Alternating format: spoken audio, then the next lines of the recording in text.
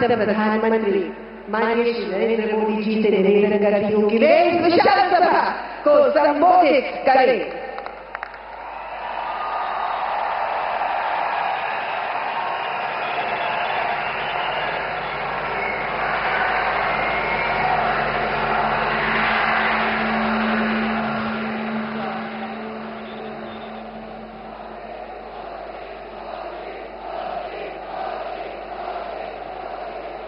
भारत माता की देवभूमि उत्तराखंड के गवर्नर गुरमीत सिंह जी, युवा मुख्यमंत्री पुष्कर धामी जी, मंत्रिमंडल के मेरे सहयोगी अजय टम्टा जी, रक्षा खड़से जी, उत्तराखंड असेंबली की स्पीकर रितु खंडूरी जी, स्पोर्ट्स मिनिस्टर रेखा आर्य जी, कॉमनवेल्थ गेम्स के प्रेसिडेंट क्रिस जेनकिंस जी, आईओए की प्रेसिडेंट पीटी ऊषा जी, सांसद महेंद्र भट्ट जी, राष्ट्रीय खेलों में शामिल होने आए देश भर के सभी खिलाड़ी, अन्य महानुभाव, देवभूमि आज युवा ऊर्जा से और दिव्य हो उठी है। बाबा केदार, बद्रीनाथ जी, मां गंगा के सुभाषित के साथ आज नेशनल गेम्स शुरू हो रहे हैं। ये वर्ष उत्तराखंड के निर्माण का 25वां वर्ष है।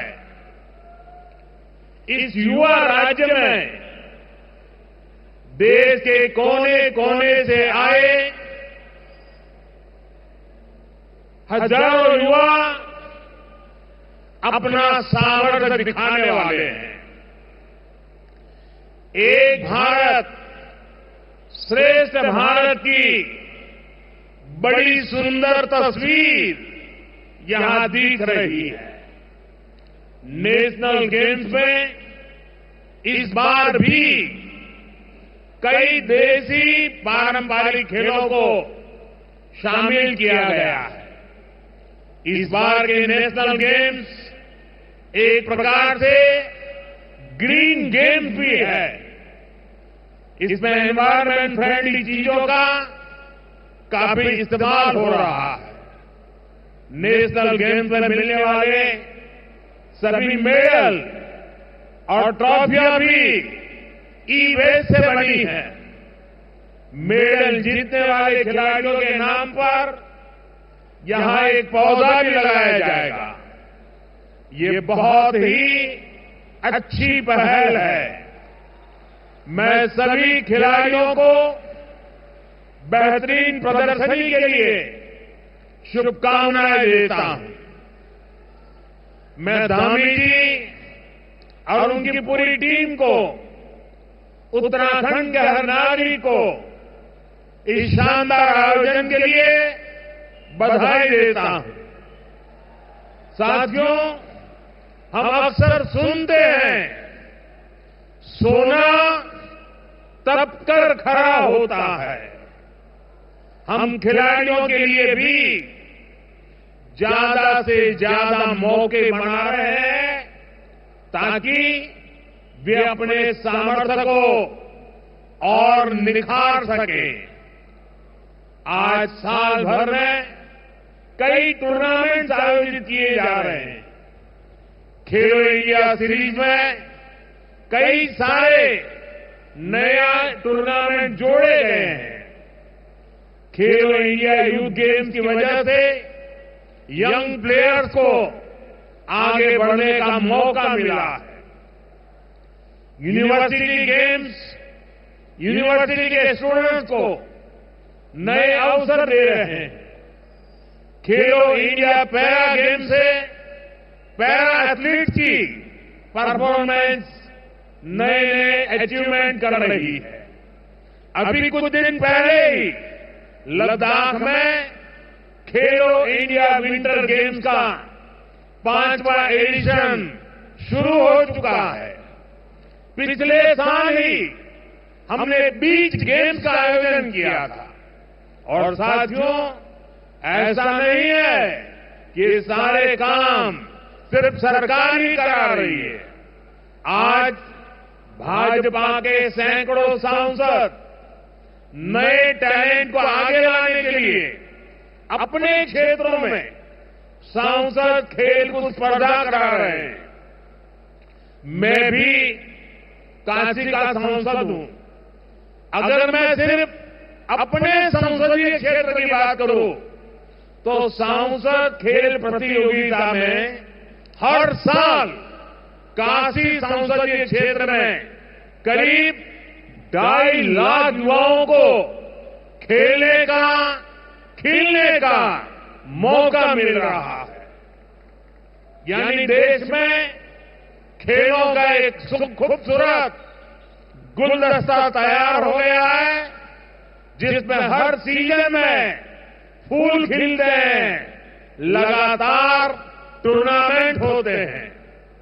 साथियों, हम स्पोर्ट्स को भारत के सर्वांगीण विकास का एक प्रमुख माध्यम मानते हैं। जब कोई देश स्पोर्ट्स में आगे बढ़ता है तो देश की शान भी बढ़ती है, देश का प्रोफाइल भी बढ़ता है। इसलिए आज स्पोर्ट्स को भारत के विकास से जोड़ा जा रहा है। हम इसे भारत के युवाओं के आत्मविश्वास से जोड़ रहे हैं। आज भारत दुनिया की तीसरी बड़ी आर्थिक ताकत बनने की ओर अग्रसर है। इसमें स्पोर्ट्स इकोनॉमी का बड़ा हिस्सा हो, ये हमारा प्रयास है। आप जानते हैं, किसी स्पोर्ट्स में सिर्फ एक खिलाड़ी ही नहीं खेलता, उसके पीछे एक पूरा इकोसिस्टम होता है। कोच होते हैं, ट्रेनर होते हैं, न्यूट्रिशन और फिटनेस पर ध्यान देने वाले लोग होते हैं, डॉक्टर होते हैं, इक्विपमेंट्स होते हैं। यानी इसमें सर्विस और मैन्युफैक्चरिंग दोनों के लिए स्कोप होता है। ये जो अलग अलग स्पोर्ट्स का सामान पूरी दुनिया के खिलाड़ी यूज करते हैं, भारत उनका क्वालिटी मैन्युफैक्चरर बन रहा है। यहां से मेरठ ज्यादा दूर नहीं है, वहां स्पोर्ट्स का सामान बनाने वाली 35,000 से ज्यादा छोटी बड़ी फैक्ट्रियां हैं। इनमें 3 लाख से अधिक लोग काम कर रहे हैं। ये इकोसिस्टम देश के कोने कोने में बने, आज देश इसके लिए काम कर रहा है। साथियों, कुछ समय पहले मुझे दिल्ली में अपने आवास पर ओलंपिक्स टीम से मिलने का अवसर मिला। बातचीत के दौरान एक साथी ने पीएम की नई परिभाषा बताई थी।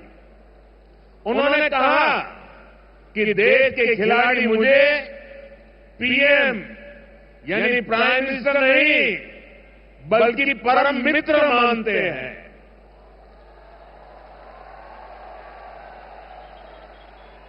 आपका ये विश्वास ही मुझे ऊर्जा देता है। मेरा आप सभी के टैलेंट पर, आपके सामर्थ्य पर पूरा भरोसा है। हमारी पूरी कोशिश है आपका सामर्थ्य बढ़े, आपके खेलने और निखार आए।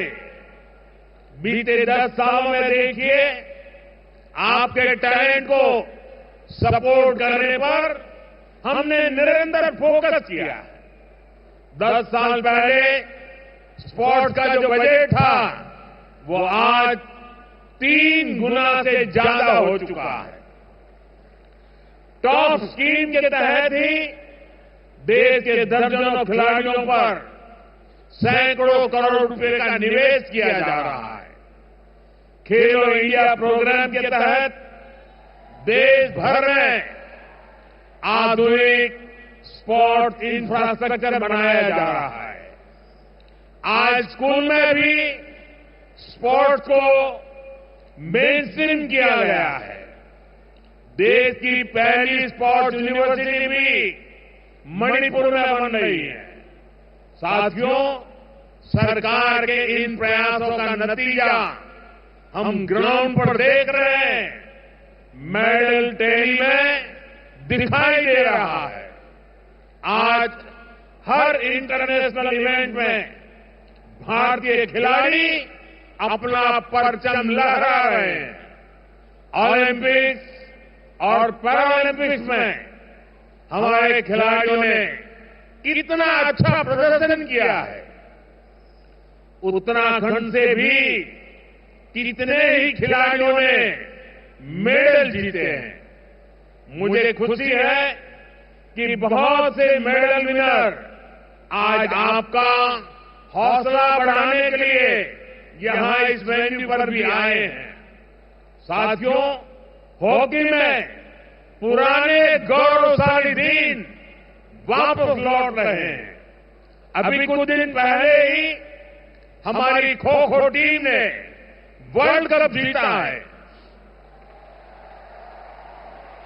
हमारे गुकेश जी ने विश्व शतरंज चैंपियनशिप का खिताब जीता तो दुनिया हैरान रह गई। कोनेरू हम्पी महिला विश्व रैपिड शतरंज चैंपियन बनी। ये सफलता दिखाती है कि भारत में कैसे स्पोर्ट्स अब सिर्फ एक्स्ट्रा करिकुलर एक्टिविटी नहीं रह गया है।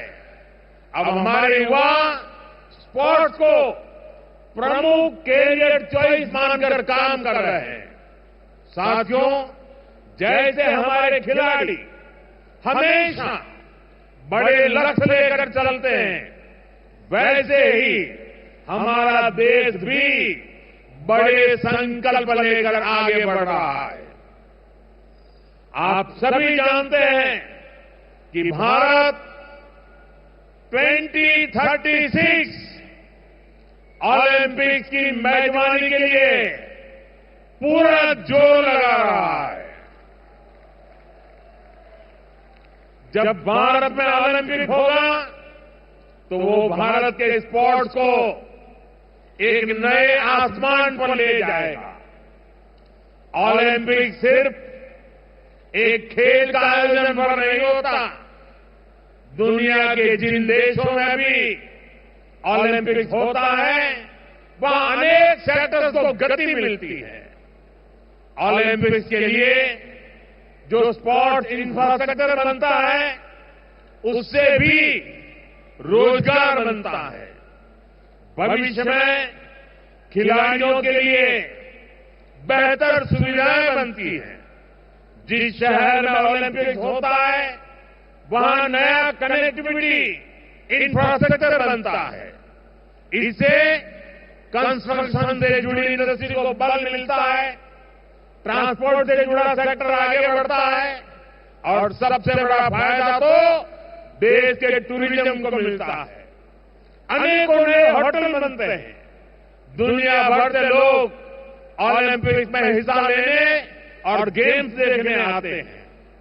इसका पूरे देश को फायदा होता है। जैसे ये नेशनल गेम्स का आयोजन यहां देवभूमि उत्तराखंड में हो रहा है। यहां जो दर्शक देश के दूसरे हिस्से से आएंगे, उत्तराखंड के दूसरे हिस्सों में भी जाएंगे। यानी स्पोर्ट के एक इवेंट से सिर्फ खिलाड़ियों को ही फायदा नहीं होता, बल्कि बहुत से अन्य सेक्टर्स भी, इकोनॉमी भी इससे ग्रो करती है। साथियों, आज दुनिया कह रही है 21वीं सदी भारत की सदी है और यहां बाबा केदार के दर्शन के बाद मेरे मुंह से, मेरे दिल से अचानक ही निकला था, ये उत्तराखंड का दशक है। मुझे खुशी है कि उत्तराखंड तेजी से प्रगति कर रहा है। कल ही उत्तराखंड देश का ऐसा राज्य बना है जिसने यूनिफॉर्म सिविल कोड, समान नागरिक संहिता लागू की। मैं कभी कभी इसे सेक्युलर सिविल कोड भी कहता हूं। समान नागरिक संहिता हमारी बेटियां, माताओं बहनों के गरिमापूर्ण जीवन का आधार बनेगी। यूनिफॉर्म सिविल कोड से लोकतंत्र की स्पिरिट को मजबूती मिलेगी, संविधान की भावना मजबूत होगी। और मैं आज यहां स्पोर्ट्स के इस इवेंट में हूं तो इसे मैं आपसे जोड़कर भी देखता हूं। स्पोर्ट्समैनशिप हमें भेदभाव की हर भावना से दूर करती है। हर जीत, हर मेडल के पीछे का मंत्र होता है सबका प्रयास। स्पोर्ट्स से हमें टीम भावना के साथ खेलने की प्रेरणा मिलती है। यही भावना यूनिफॉर्म सिविल कोड की भी है। किसी से भेदभाव नहीं, हर कोई बराबर। मैं उत्तराखंड की भाजपा सरकार को इस ऐतिहासिक कदम के लिए बधाई देता हूं। साथियों, उत्तराखंड में पहली बार इतने बड़े पैमाने पर इस तरह के नेशनल इवेंट का आयोजन हो रहा है। यह अपने आप में बहुत बड़ी बात है। इससे यहां रोजगार के भी ज्यादा अवसर बनेंगे। यहां के युवाओं को यहीं पर काम मिलेगा। उत्तराखंड को अपने विकास के लिए और भी नए रास्ते बनाने ही होंगे। अब जैसे उत्तराखंड की अर्थव्यवस्था सिर्फ 4 धाम यात्राओं पर निर्भर नहीं रह सकती। सरकार आज सुविधाएं बढ़ाकर इन यात्राओं का आकर्षण लगातार बढ़ा रही है। हर सीजन में श्रद्धालुओं की संख्या भी नए रिकॉर्ड बना रही है। लेकिन इतना काफी नहीं है। उत्तराखंड में शीतकालीन आध्यात्मिक यात्राओं को भी प्रोत्साहित करना जरूरी है। मुझे खुशी है कि इस दिशा में भी उत्तराखंड में कुछ नए कदम उठाए गए हैं। साथियों, उत्तराखंड एक प्रकार से मेरा दूसरा घर है। मेरी भी इच्छा है कि मैं शीतकालीन यात्राओं का हिस्सा बनूं। मैं देश भर के युवाओं से भी कहूंगा कि सर्दियों में जरूर उत्तराखंड आए। तब यहां श्रद्धालुओं की संख्या भी उतनी नहीं होती। आपके लिए एडवेंचर से जुड़ी एक्टिविटी की बहुत संभावना यहां पर है। आप सभी एथलीट भी नेशनल गेम्स के बाद इनके बारे में जरूर पता करिएगा और हो सके तो देवभूमि के आतिथ्य का और ज्यादा दिनों तक आनंद उठाइएगा। साथियों, आप सभी अपने अपने राज्यों को रिप्रेजेंट करते हैं। आने वाले दिनों में आप यहां कई स्पर्धा करेंगे, अनेक नेशनल रिकॉर्ड टूटेंगे, नए रिकॉर्ड बनेंगे। आप पूरे सामर्थ्य के अनुसार अपना 100% देंगे। लेकिन मेरा आपसे कुछ आग्रह भी है। ये नेशनल गेम्स सिर्फ खेल की ही स्पर्धा नहीं है।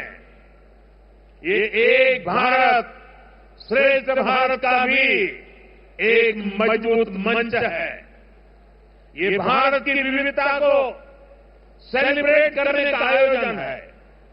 आप कोशिश करें आपके मेडल में भारत की एकता और श्रेष्ठता की चमक भी नजर आए। आप यहां से देश के अलग अलग राज्यों की भाषा, खान पान, गीत संगीत की बेहतर जानकारी लेकर जाए। मेरा एक आग्रह स्वच्छता को लेकर भी है। देवभूमि के निवासियों के प्रयासों से उत्तराखंड प्लास्टिक मुक्त बनने की दिशा में काफी मेहनत कर रहा है, आगे बढ़ने का प्रयास कर रहा है। प्लास्टिक मुक्त उत्तराखंड का संकल्प आपके सहयोग के बिना पूरा नहीं हो सकता। इस अभियान को सफल बनाने में जरूर अपना योगदान दें। साथियों, आप सभी फिटनेस का महत्व समझते हैं, इसलिए मैं आज एक ऐसी चुनौती की बात भी करना चाहता हूं जो बहुत जरूरी है। आंकड़े कहते हैं कि हमारे देश में ओबेसिटी की, मोटापे की समस्या तेजी से बढ़ रही है। देश का हर एज ग्रुप और युवा भी इससे बुरी तरह से प्रभावित हो रहे हैं। और ये चिंता की बात इसलिए भी है क्योंकि ओबेसिटी, मोटापे की वजह से डायबिटीज, हार्ट डिजीज जैसी बीमारियों का रिस्क बढ़ रहा है। मुझे संतोष है कि आज देश फिट इंडिया मूवमेंट के माध्यम से फिटनेस और हेल्दी लाइफस्टाइल के लिए जागरूक हो रहा है। ये नेशनल गेम्स भी हमें ये सिखाते हैं कि फिजिकल एक्टिविटी, डिसिप्लिन और बैलेंस लाइफ कितनी जरूरी है। आज मैं देशवासियों से कहूंगा, दो चीजों पर जरूर फोकस करें। ये दो चीजें एक्सरसाइज और डाइट से जुड़ी है। हर दिन थोड़ा सा समय निकालकर एक्सरसाइज जरूर करिए। टहलने से लेकर वर्कआउट करने तक जो भी संभव हो अवश्य कीजिए। दूसरा ये कि अपनी डाइट पर फोकस कीजिए। बैलेंस इंटेक पर आपका फोकस हो और खाना न्यूट्रिशियस हो, पौष्टिक हो। एक और चीज हो सकती है, अपने खाने में अनहेल्दी फैट, तेल को थोड़ा कम करें।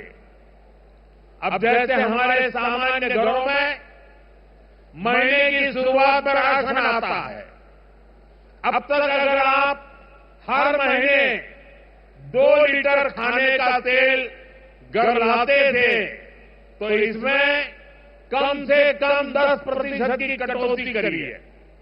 हम हर दिन जितना तेल यूज करते हैं उसको 10% कम करें। ये ओबेसिटी से बचने के कुछ रास्ते हमें खोजने पड़ेंगे। एक ऐसे छोटे छोटे कदम उठाने से आपकी हेल्थ में बहुत बड़ा चेंज आ सकता है। और यही तो हमारे बड़े बुजुर्ग करते थे। वो ताजी चीजें, नेचुरल चीजें, बैलेंस मील खाते थे।